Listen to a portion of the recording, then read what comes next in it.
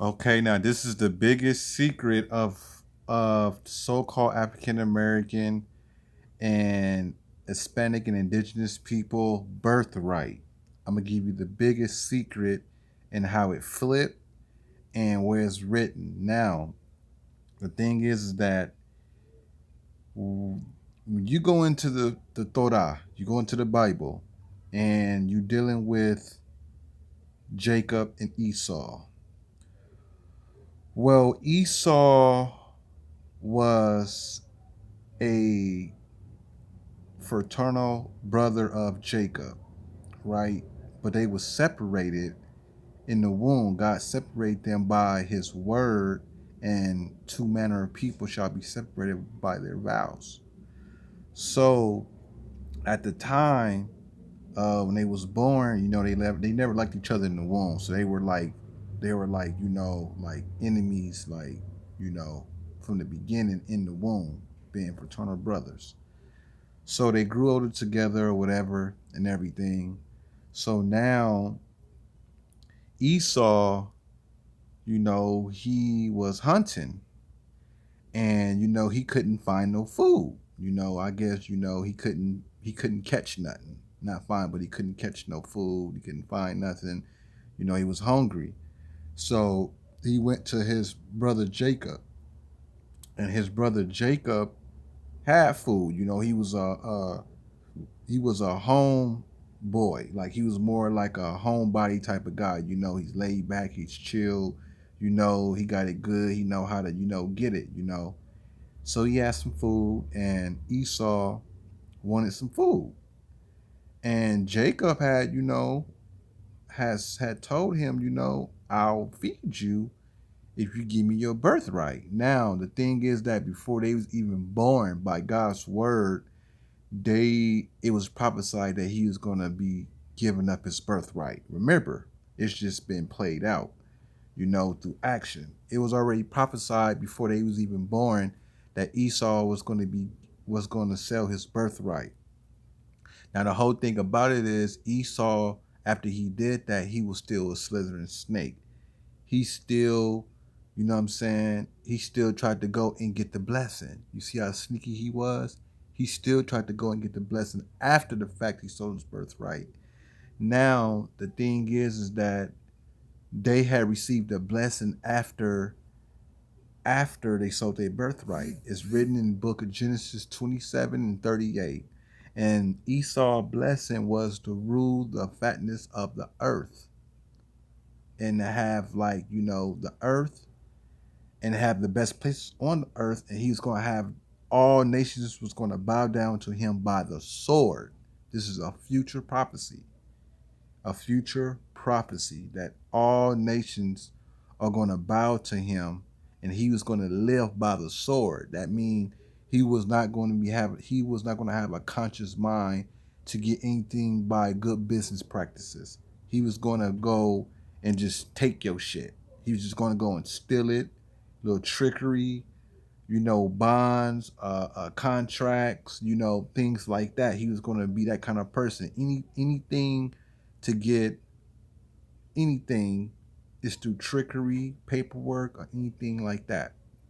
Now, what has happened is that he did that. He stole the whole earth. He raped, robbed, and murdered, pillaged, deceit, put fake images up. Okay, that's the so-called red people. They're not white. White doesn't mean pure. They're not pure. They're red because their blood show forth through their skin. Now the thing is that Esau, the Caucasian race, they stole your birthright when you was born through contract. When you was born, see, this is what it is. You see, he sold his birthright back in ancient times, right? And he knows that Jacob is us. So he's like, yo, we sold our birthright, so fuck that. We are going to take the birthright back. We're going to rob them of their fucking birthright, the Negroes. So by that, when you were born in the hospital, your mother signed a birth certificate, which is a corporation, which is they cash out and they make a lot of money off that, millions of dollars off your birth certificate. So what he did was he just stealing he just stole our birthright. He stole our birthright, our natural birthright from us in this time.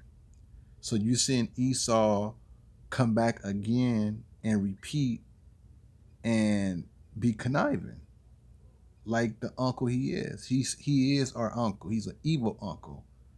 And these Caucasian people are our fucking cousins. They are our fucking evil cousins. They're evil, deceitful. They're the lowest manifestation of you. So when you look at a Caucasian man, you're looking at the lowest manifestation of yourself.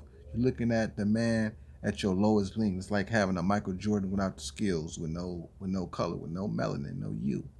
So the biggest secret is that it's written in the book of Genesis 27 and 38 that he sold his birthright and he stole our birthright right here, right now in America through birth certificates.